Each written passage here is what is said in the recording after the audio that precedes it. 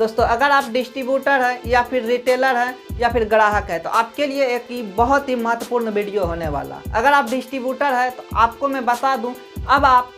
घर बैठे अगर किसी भी स्टेट या किसी दूसरे डिस्ट्रिक्ट में भी बिना जाए आप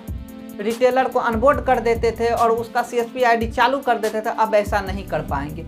कारण यही है कि अब जैसे ही आप यहाँ से घर बैठे करेंगे तो अब ढेर सारा कंपनियां ने तो ये बता दिया है कि डिस्ट्रीब्यूटर और रिटेलर का थंब दोनों एक साथ लगेगा।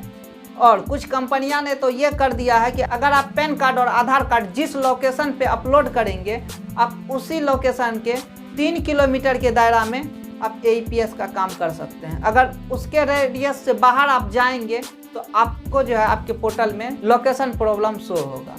बात कर लेते हैं CSP संचालक के लिए क्या खबर है। तो अब सभी CSP संचालक को डेयरी मेंटेनेंस करना पड़ेगा। अगर आप डेयरी मेंटेनेंस नहीं करते हैं, कोई भी कस्टमर जाके बैंक में या फिर पुलिस में कहीं पे भी कंप्लेन कर देता है कि मैंने ये पैसा विड्रॉ नहीं किया है, रिटेलर ने, ये CSP संचालक ने मेरा पैसा विड्रॉ कर लिया है, तब आपको बैंक जो है क्लैरिफिकेशन के लिए से डेयरी मेंटेनेंस का फोटो मांगेगा और आपने जो कस्टमर को पैसा दिए हैं वो जो आप डेयरी मेंटेनेंस कर रहे हो वो डेयरी मेंटेनेंस को देना होगा। अगर आप नहीं देते हैं तो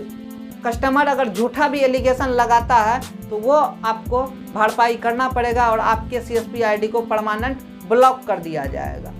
ग्राहक के लिए ये महत्वपूर्ण अपडेट इसीलिए है, पहले क्या होता था कि ढेर सारा रिटेलर अगर पैसा निकाल लेता था तो ना ही बैंक उस पर एक्शन लेती थी, उनका कंप्लेन का कभी भी कोई मेल या फिर समाधान नहीं मिलता था। अब बैंक डायरेक्ट इन कंप्लेन को एक्सेप्ट करेगी और चार्जबैक का फॉर्म भेजेगी उस बैंक के पास जिस बैंक के API सर्वर से ये पैसा विड्रॉ किया गया, और वो बैंक सीधा कंपनी को भेजेगी और जिस रिटेलर ने अगर फ्रॉड किया होगा, जो कस्टमर को पैसा देते हैं उस डेयरी पे कस्टमर का सिग्नेचर नहीं किया गया रहेगा तो उनको जो है ये पैसा भरना पड़ेगा या फिर उनकी CSP ID परमानेंट ब्लॉक कर दी जाएगी और उनके नाम से उस कंपनी में दोबारा कोई भी ID नहीं बनेगी। तो ये अपडेट आपको कैसा लगा आप हमें कमेंट सेक्शन में कमेंट करके ज़रूर बताइए।